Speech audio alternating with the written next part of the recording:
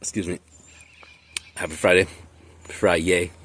If you're celebrating, hope you're celebrating today. Might be the last day any of us are here, man. There's a really good E. Cummings poem, and I know it seems more, but our culture doesn't really talk about death that much. I'm going to get sidetracked. Here we go. This poem by E. Cummings starts out, "Gee, I like to think about death," and it's like, it seems like such a horrible thing to us Westerners. Oftentimes, it's not a part of our culture and our worldview. But the people who do spend time thinking about death are the people that engage in professions where there is a lot of violence and potential violence, warfare, etc. Where you're engaging with that on a regular basis. You come to have more of an appreciation for life. In fact, it's more of a visceral and people tend to be a lot more present actually in their day-to-day life. But I don't love to think about death. I've been living on death's doorstep for enough years out of my 47 here on the planet, and I'm ready for something else. And I've been healing too, but I have a whole gaggle of narcissistic shit goblins that are intent on making sure that doesn't happen. But so I don't know. They got probably like 10 of them in the immediate group, and they can't get her done. So. It's kind of sad. It's kind of sad. You almost feel a little bit bad for him, but then you realize, fuck no. Fuck no. Fuck them. What was I even going to talk about now? I was talking about justice sensitivity earlier on a couple of shorts, and then I think it turned into a long one. Or did I get 3 shorts in? I might have got 3 shorts in. I think I kept them all at 3 minutes.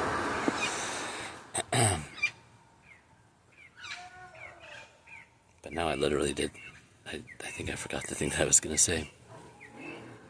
Oh, trauma. Trauma from... I got to do some proper classes, dude. I need to get situated where I'm like sitting down and have like my little whiteboard and shit like that. And I really want to put stuff on Instagram, dude. I want to start running my businesses over there primarily, but some of the primary conspirators and perpetrators that I'm dealing with right now in my life are over there. So it's not.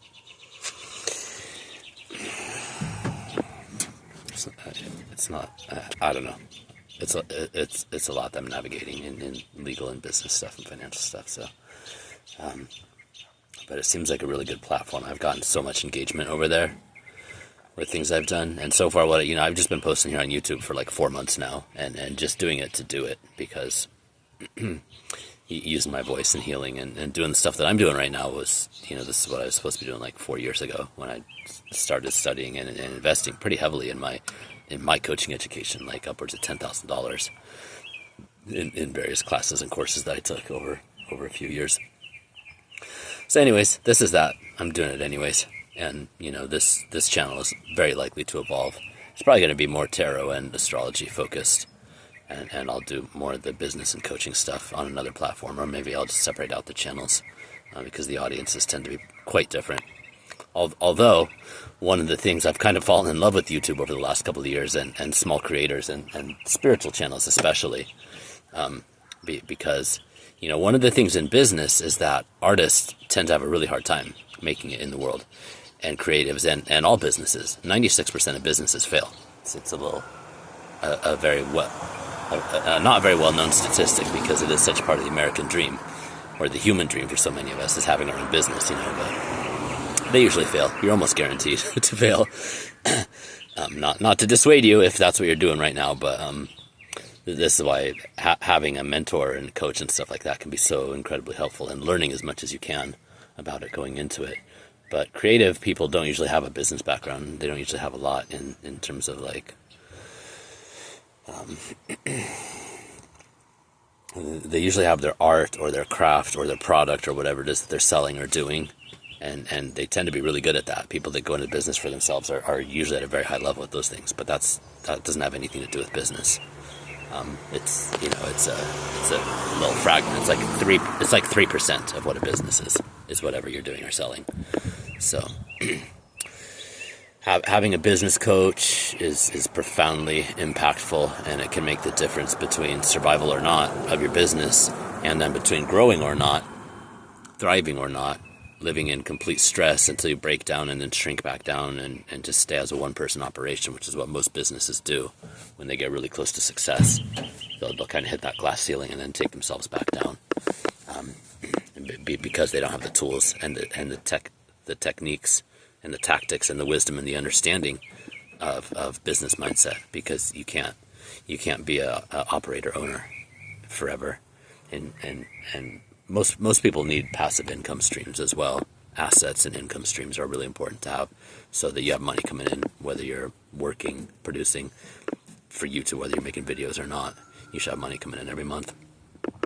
Anyways, so I might start up another channel with that, because that is a really big passion of mine, and with YouTube and creators, small creators, and especially like spiritual and tarot and astrology people, is just like it's really near and dear to my heart right now.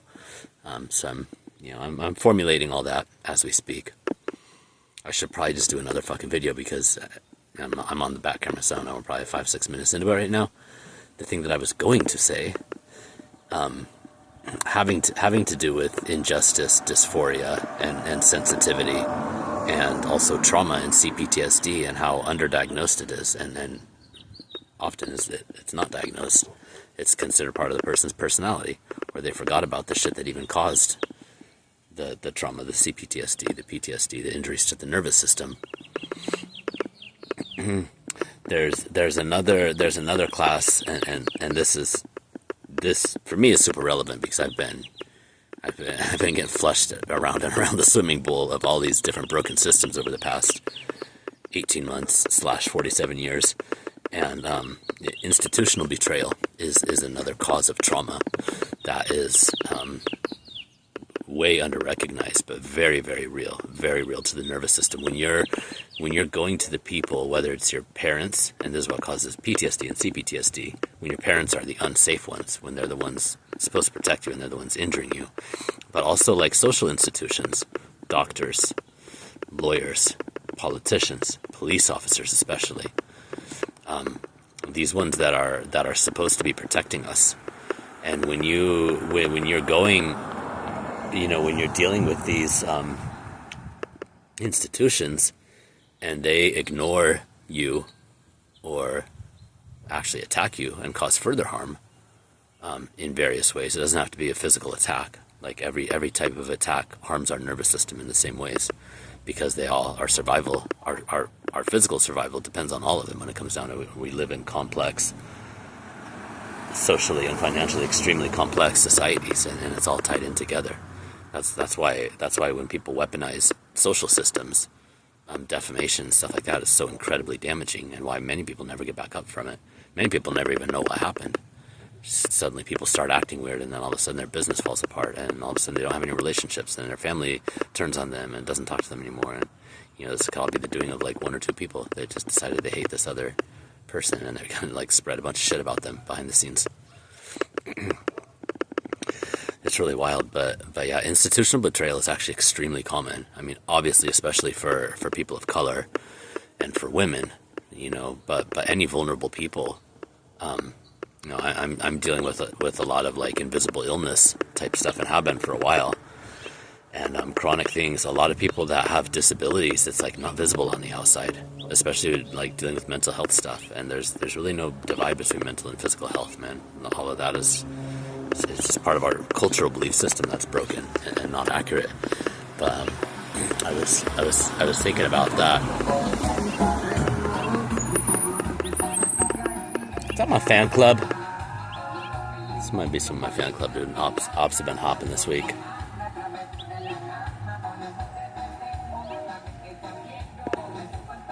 They're not gonna pull another fucking fill of nitrous balloons. Fucking people. I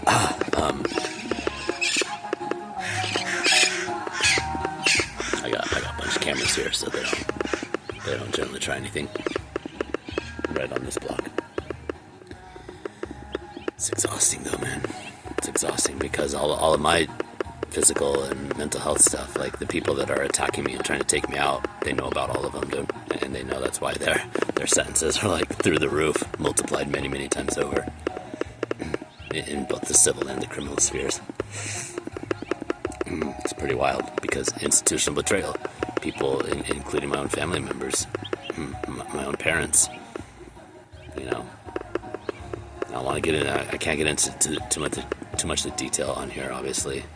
But other people that are, you know, in professions, in the helping professions, that know better and that have boards of ethics and things that they have to abide by, have been the people doing damage to me directly, and then dealing with, like, state insurance plan, and just getting bounced around and around and around, and then having to switch my plan when I was, like, you know, dealing with some major traumatic incidents, like a year and a half ago, and then not having insurance for 5 months, and then having to find a new doctor, and then going through this. Like, every time you set up an appointment, it can be 2 or 3 or 4 weeks before you actually get in.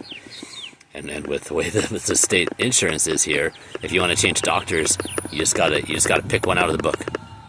You can't go see them, you can't talk to them, you can't find out who they are. You know, you can look at their website, but, you know, we all know that's worth about very little. So it's just been a mess, dude. So institutional betrayal. It's another layer of social betrayal, and it causes trauma and real damage, and especially to populations over time. Vulnerable people, particularly people of color in the United States and the Western world, to where it's just like the institutions that are supposed to be helping you out and protecting you are the ones causing harm and coming after you and your family and shit like that, knowing that there's nowhere to turn at the end of the day. And if you even try to defend yourself, like, you can be punished for that fatally sometimes. You don't even have to defend yourself in many cases. You can be executed on the street for existing while black or brown or whatever the case may be. This happens all the fucking time. This happens all the time in this country, man. It's absolutely freaking obscene. And you can't bring it up. Most people, it's just not even... It's not even a thing. It's not registered. It's not part of the worldview of the vast majority. So here I am. I'm going to do my part. Make sure that...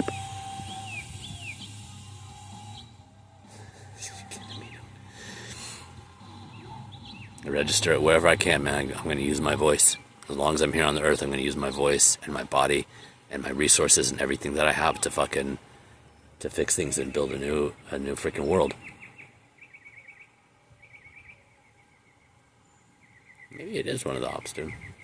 Kind of just sitting there. Maybe they're trying to get themselves worked up. I want to come over here and teach Daddy a lesson. I can let them know how that's going to go. So good. The last 10 people they've sent for me.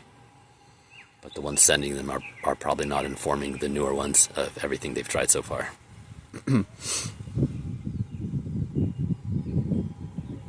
guessing.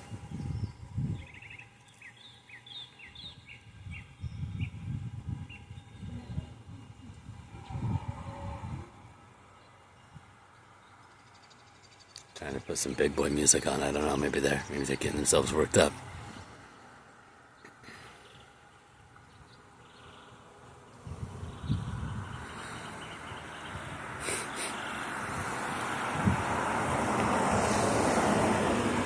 These kids, dude. These fucking kids. They don't know where I've been, dude. They don't know how many bones I've broken in those mosh pits that they're playing that music of right now. Mine and other people's. These people, they get the ones that are hiring all the criminals to come after me and try to. they pick up these street urchins. They just go scrape them out of the gutter and unmarked fleet plate from out of state, dude. It's so funny. Every time I have a friend or a contact from out of state, all of a sudden there's all these fleet plates on unmarked vehicles popping up from that exact state. I mean, it's literally like next day. I have no idea what's going on, dude. You know, no idea. Dude, you guys are so smart. the people hiring all these motherfuckers. I'm here in East LA, dude. It's Serenos Trece territory, which is one of the it's Crips, and they're just scraping these like shit cases out of the fucking gutter, get them all high on PCP and whatever, and then send them to try to fucking take me out with me and my dog. When I'm like, I'm already hyper vigilant, I have PTSD and everything else, dude. And I've been sober for 20 years, and I've fucking walked that realm, dude. I know every single, like, anytime I see somebody, I know what drug they're on, I know how high they are, I know fucking everything. Just from looking at them. That's all I need to do is look at these motherfuckers. I don't need to talk to them, I don't need to interact with them, I can look at them. I know exactly what's going on. but they send these little vatos and gangsters at me a couple times.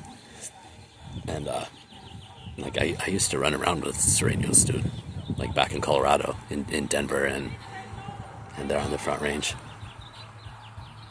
It's like, I don't have any connections to them anymore. I mean, this was decades ago, but it's like, you guys actually think that I'm, like, this shit is supposed to scare me, dude?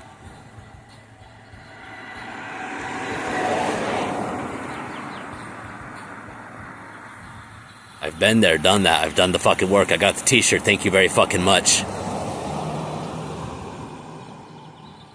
Hire a professional. Oops, they already blew the $1 million that they fucking took out. Oops. Anyways. Betrayal creates trauma. Injury, assault, attempted murder. Having your family try to murder you while they know that you're freaking disabled. These things cause massive fucking trauma, especially when they're targeting a disabled individual that they know about the disabilities. This is called federal hate crimes and California hate crimes. And every jurisdiction where one of these people is, like Michigan, Minnesota, Colorado, Texas, etcetera, Arizona, because part of the crimes were committed there, interference with financial stuff and real estate transactions, etcetera. And it's part of the RICO enterprise, so everything's tied in. Everybody gets to pay triple penalties, joint and together. So all of the assets, all of the lawyers involved, any dirty cops, anybody that they paid off, everybody is liable with everything that they fucking have. All of them. Joint and several, that's what it's called.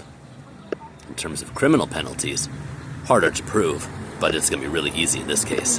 A couple of the eggs are pretty much ready to crack, from what I can tell.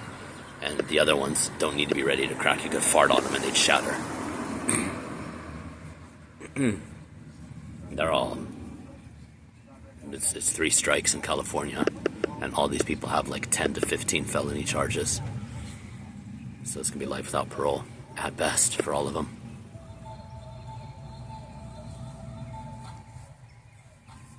I know 1 or 2 of them are thinking about coming clean. I don't really care at this point. It's up to you.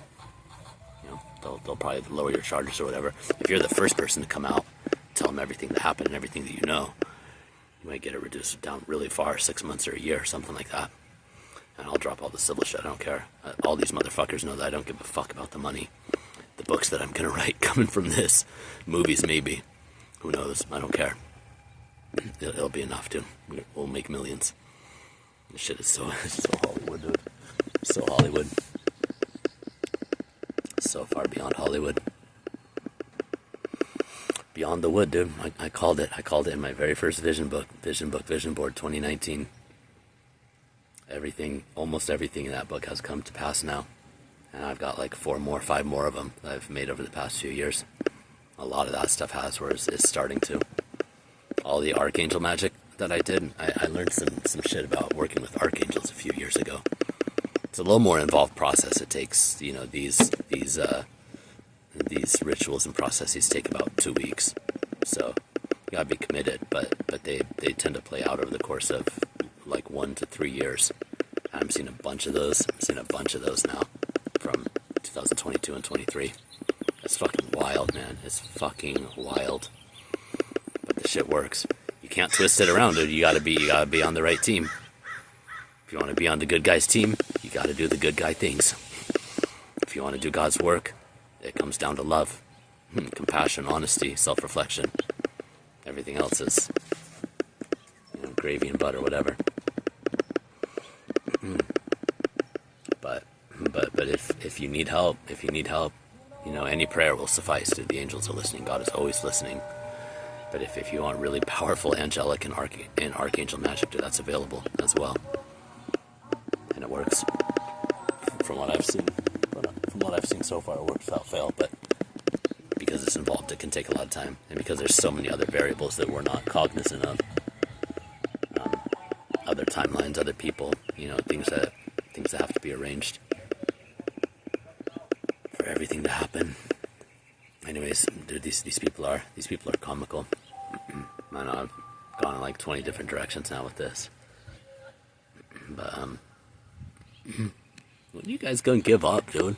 When you guys gonna give up? Most of them won't. Most of them will be fighting and screaming, and they'll attack the FBI agents and everything else when they get raided.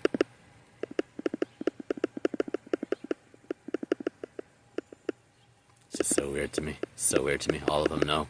Every single one of them knows exactly what I want, and that they won't have to fucking deal with any penalties, any fucking anything at all. I mean, minimal stuff, some of them. But once the state pursues it, it's out of my hands, dude. You can't press criminal charges. You can only sue somebody civilly. If you're an individual, the state is the one that does criminal stuff. And then it's the people of the state of California and the United States of America versus these motherfuckers.